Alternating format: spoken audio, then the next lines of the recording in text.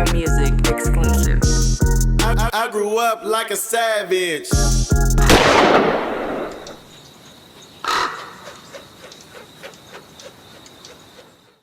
One, two, 1, 2. You now rocking with the No Vultures podcast. You got me, myself, Lord Rab. You got OG Clee going away on a vacation where he back from his vacation, but he handling some obligations. And today we got a very, very, very, very, very, very special guest. Now this guy, unless you've been sleeping under a rock in the Bay Area, is one of the legends. And the reason I say you a legend is because there's people who've been in the game. There's people who've been in the game a long time, but rarely do people make an impact. We can go in IRAA right now and type in Loverance, and there's going to be certifications under there. Yep. You know what I'm saying? So that changes everything. You know what I'm saying? It's not the same. So this guy was a part of a legendary crew initially when he first came out. We seen him when I first seen him. I think I first seen him on or heard him on Swaggin' when I first heard him. You know what I'm saying? And ever since then, I admired the way that they moved because I felt like it was the new Bay. It was post-hyphy. It was what we were supposed to be doing. It was the direction we were supposed to be going. If you see this guy today, he's still running around here with his head high, still creating, still addressing the ladies. Man, today we got Loverance on No Vultures, man. Yes, sir. Yes, sir. I'm happy to be here, man. Long time, man. Man, Overdue. Man, way overdue, way overdue. And I got to start with the disclaimer. Yeah. Started a podcast because, first of all, was inspired by a few podcasts we already seen, like Combat Jack, rest in peace, Drink Champs, and all of that. But I never saw nobody with a West Coast perspective. Not necessarily a West Coast podcast or a Bay Area podcast, because it's not that. I'm well versed in culture. Yeah. So it's not for just us. It's for everybody, but from our perspective. So we want to get people and document history, document your life from beginning to the end, and not because something controversial happens, God forbid. Like if somebody was in a car accident or had something unfortunate, you see these blogs and these YouTube channels and podcasts behave a certain way. And the reason that shit ain't cool to me is because you more than that. You important now, not when some bad shit happen. You know what I'm saying? Yeah, for sure. Or some embarrassing shit. So that's the disclaimer, man. It's called No Vultures because we don't believe in culture vultures. You know what I'm saying? Old school Dame Dash saying the slogan that, I take to my grave, man. Yeah. We don't, you know what I'm saying? So this is for us, by us. All right. Hell yeah. How you doing? I mean, I'm blessed, brother. It's beautiful out here in California. Yes, sir. You know what I'm saying? So, I'm blessed. So I gotta start with this. Yeah. San Francisco, California. Yep. Born there. 1989. Yeah.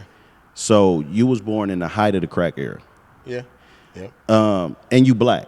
Yeah. So no matter where you come from, it affected you, right? You got a cousin, you got an uncle, you got a parent, a brother, sister, somebody that it affected you. So what did you see outside, and what neighborhood was that? Well, I'm from San Bruno Avenue, Manziel Hill.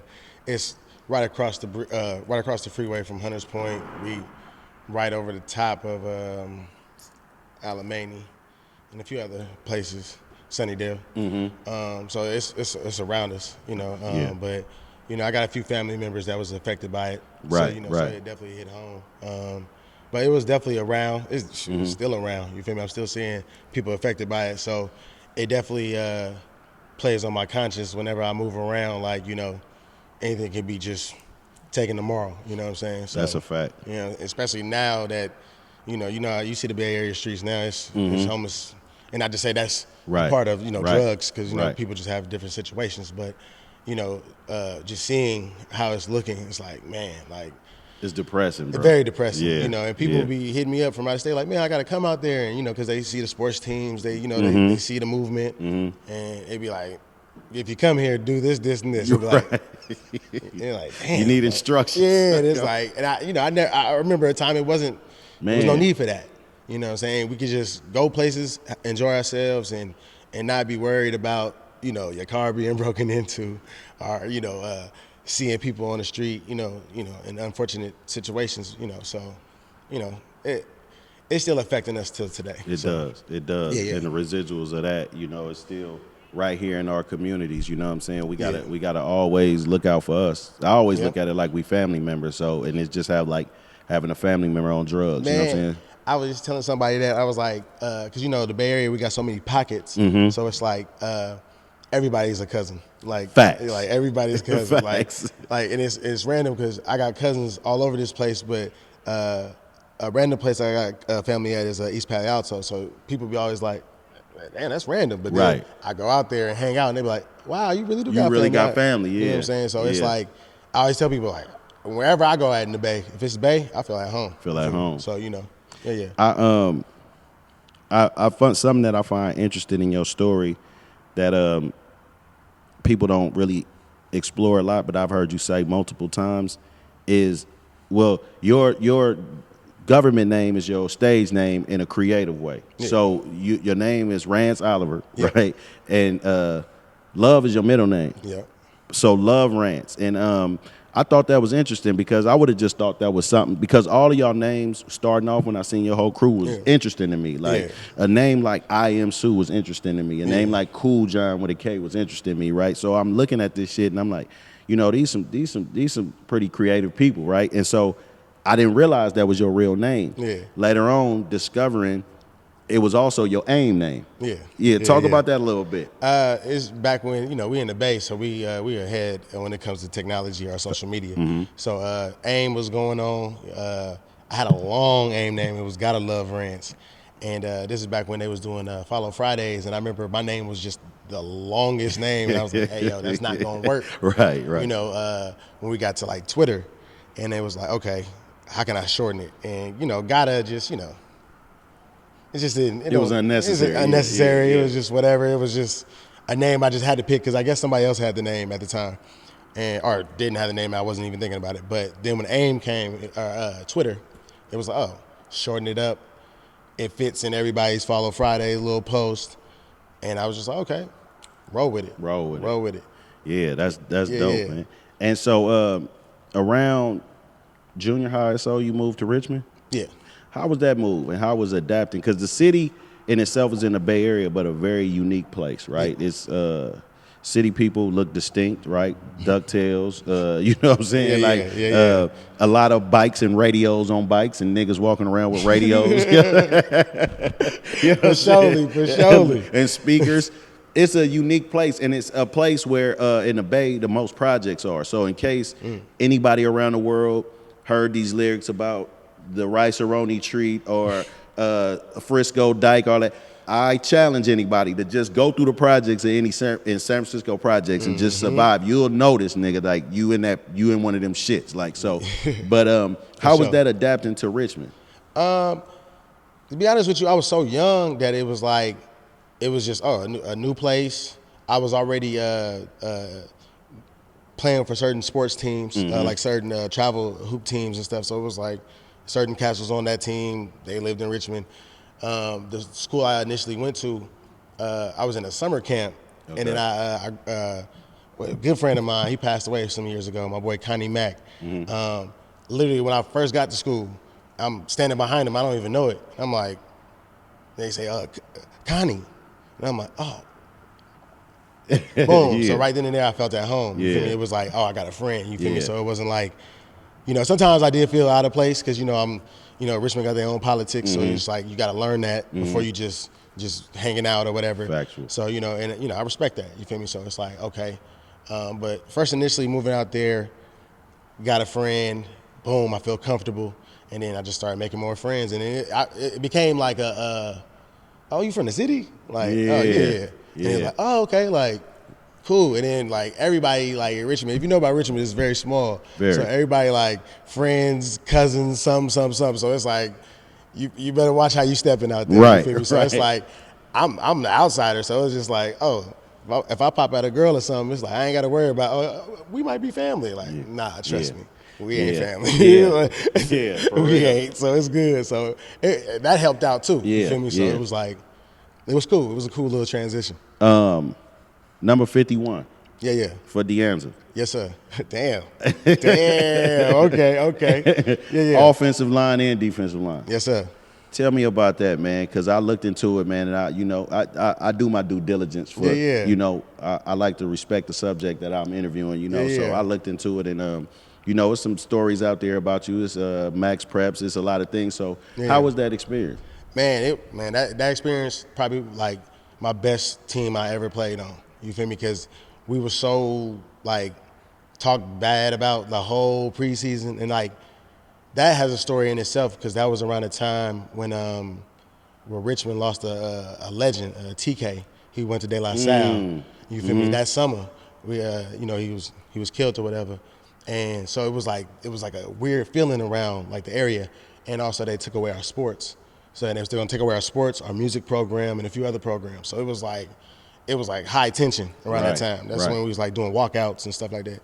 But that team banded together, and I still got all the newspaper clippings. I got highlights of all that stuff because they had us ranked like 7th on an 8-team. Wow. So we basically last. We was basically better than Richmond High. Right. So it was like, oh, okay. So it was like chips on your shoulder, I was just telling my partner, I didn't even start my first 2 games. You feel me? Because I was catting off. I ain't gonna lie. Summertime, I was catting off. Coach Lamb, RIP Coach Lamb, RIP Coach Pye. They stuck to their guns. They was like, whoever was here throughout the summer, y'all gonna start. Right. And it was right. Damn. Yeah. I'm thinking, bro, I'm raw now. Like, man, you gonna play me? I got to that first game. He didn't not play me. I was like, oh, okay, all right. So it taught me valuable lessons. You feel me? So it was like, and I still carry those lessons till today. And and those coaches, that coaching staff, like everybody from the defensive line coach, the tight end coach, everybody was just like somebody that. Like it was like father figures, uncles, it was like they was like OGs, you know what I'm saying? So it was like family, you know what I'm saying? So I could say that was like one of my favorite teams playing, and man, that year was lit. Like, did anybody go D1?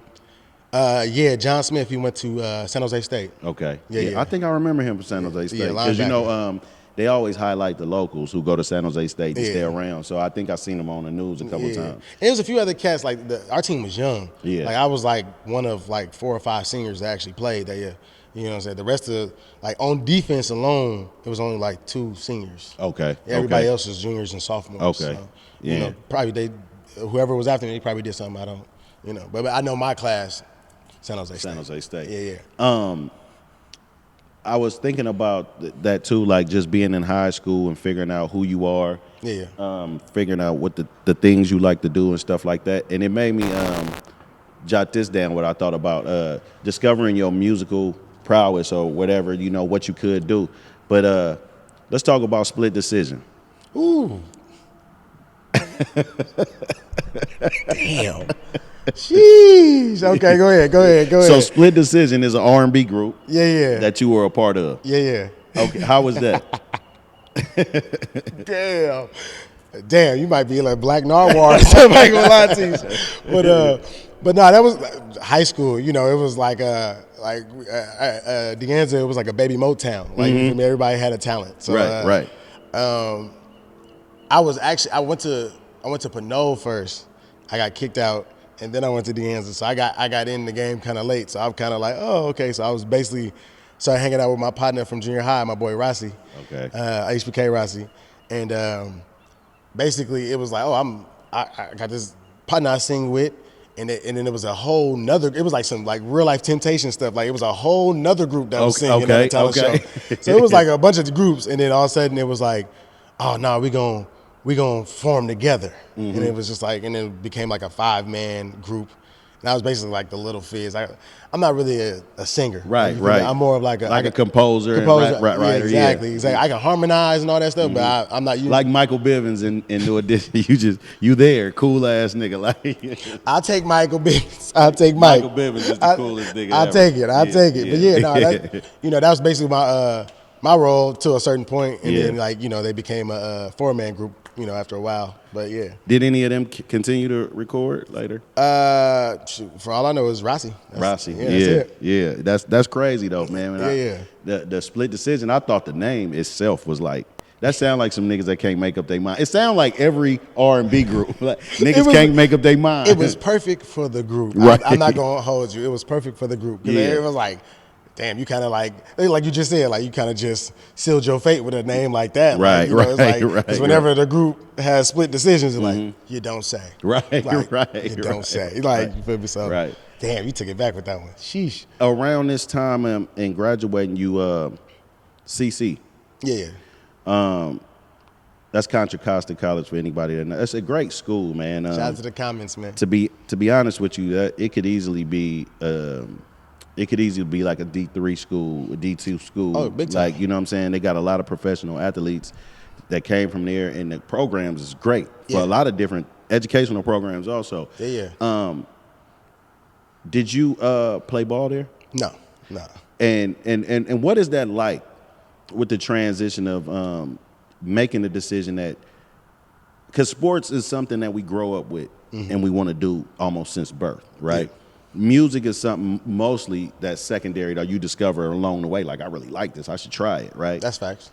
How is it making that decision that I want to do this instead of that? It was true. Life, like, you know, it's life started life. I'm not gonna lie to you. I showed up to spring ball, locked in. Oh, I'm about to play. I'm about to do my thing. And it was a cat that was playing behind me. He was less talented than me, but he was just like, man, I'm willing to die for this. And I was like, not me. That's my time, y'all.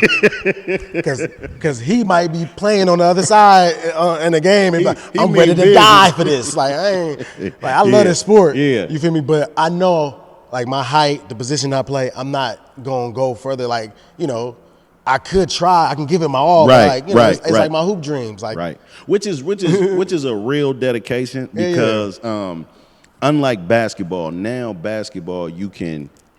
Back in the days, you was over 6'5", they'd make you a center in high school, and that's it. And don't even teach you no skills. Now you can learn how to handle the ball and all that. So if you have a growth spurt and then even out, you could still play. Or if you're short, you can still play. Football, on the other hand, being an undersized in any position is weird. And most of the time, we notice football players from high school get moved to another position in college. Yeah. So it's like kind of like, well, do I really want to do this shit? Because I've been playing running back my whole life. Now this nigga got me playing a linebacker. I don't know if I want to do this. So that our special teams, that's what they love to throw you out there.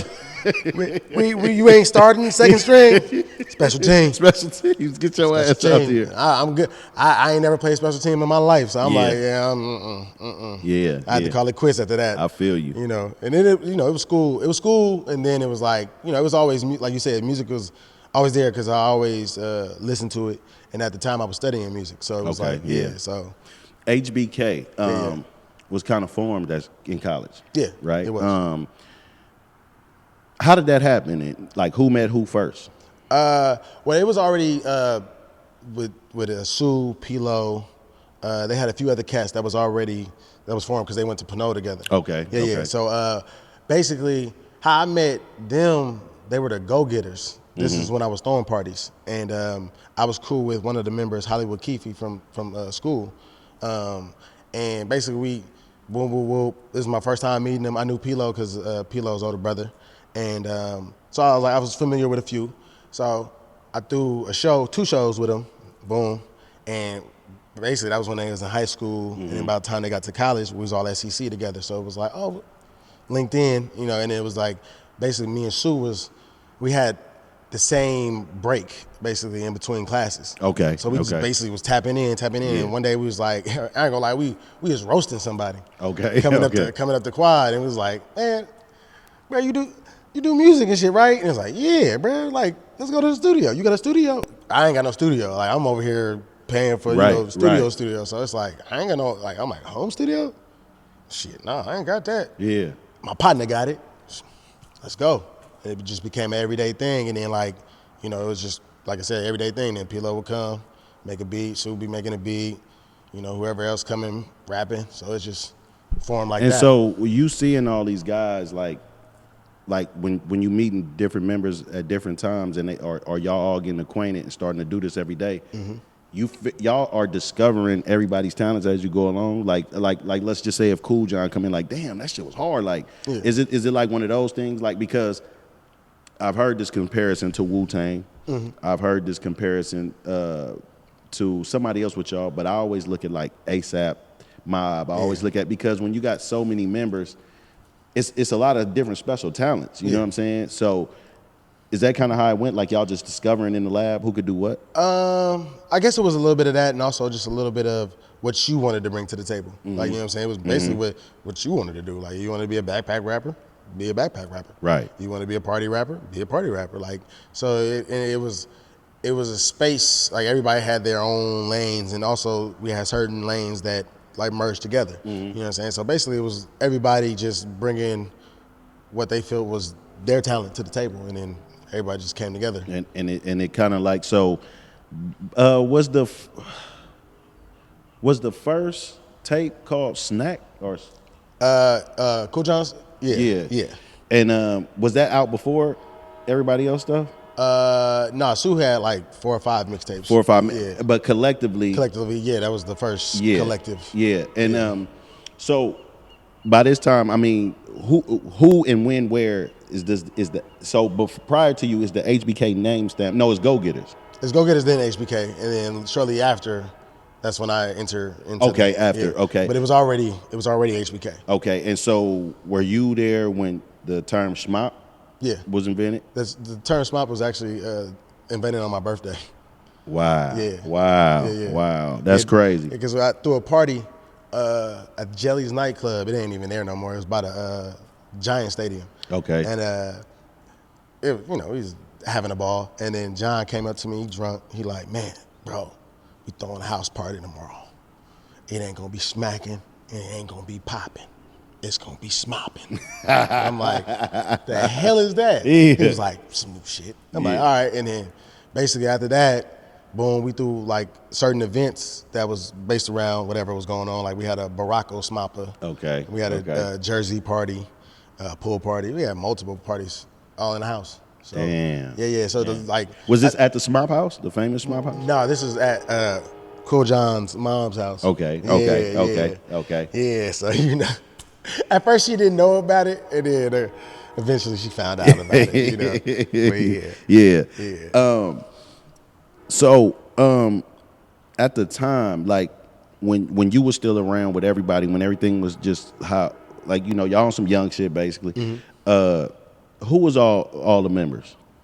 Like rapper wise, or just everybody that was just actually. Well, first rapper, right? Why? Sue, Skip, me, Cool John, Chief, CJ. Hopefully, I'm not forgetting anybody. That was basically it. Yeah. As far as that first swelling of. Somebody else was from the city too, right? Was somebody else in the crew from the city? Because it was weird when you guys first came out, and I guess because you were looked at like the main leader at first because of how big the music got. Yeah. I just always thought it was a Frisco and Richmond thing. Nah. I think it's only me and Showbanger basically. Okay, you and Show. That's actually in the mix of it, and then of course we got people like that's affiliated with us, like Young Bari, J Rock. You know what I'm saying? So it's like it is a Frisco. It is Frisco. Yeah, Richmond thing, but it's not like. But the majority of the group is from Richmond. Yeah.